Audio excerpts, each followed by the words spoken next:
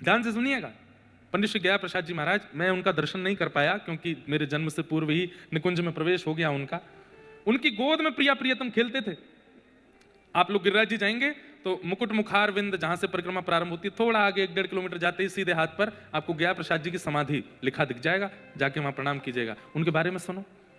गिरिराज जी की परिक्रमा करते कैसे करते, ना तो माला झोली, ना कोई कीर्तनिया, ना कुछ और, बस सोहनी रखते अपने हाथ में और सोहनी करते करते, और ऐसे नहीं कि बस झाड़ते हुए बस परिक्रमा पूरी करनी है, जहां तक एक दिन में पहुंचते थे वहां तक ही करते, लेकिन खूब अच्छे से मार्जन करते गिरिराज जी का।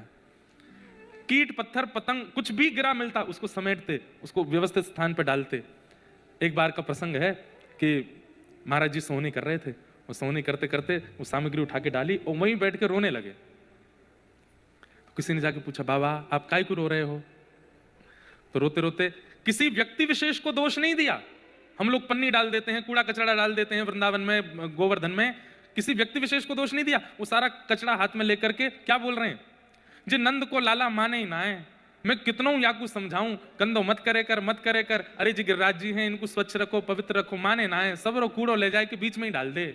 मतलब किसी व्यक्ति विशेष को दोष नहीं दिया, ठाकुर जी से कह रहे हैं वो ही डाल है आके, और रुदन करने लगे।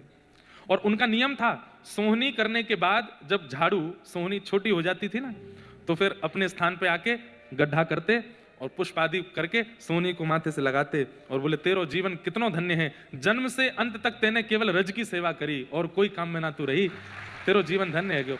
और सोहनी को गाड़ करके उसको समाधि दे करके गिरिराज जी में फिर भंडारा करते संतों का, सबको 10-10 रुपया बांटते। संत जन पूछते, बाबा काय बात को भंडारो? बोले, एक सोहनी निकुंज में प्रवेश कर गई, वहां को भंडारो है। ऐसे महापुरुष। एक बार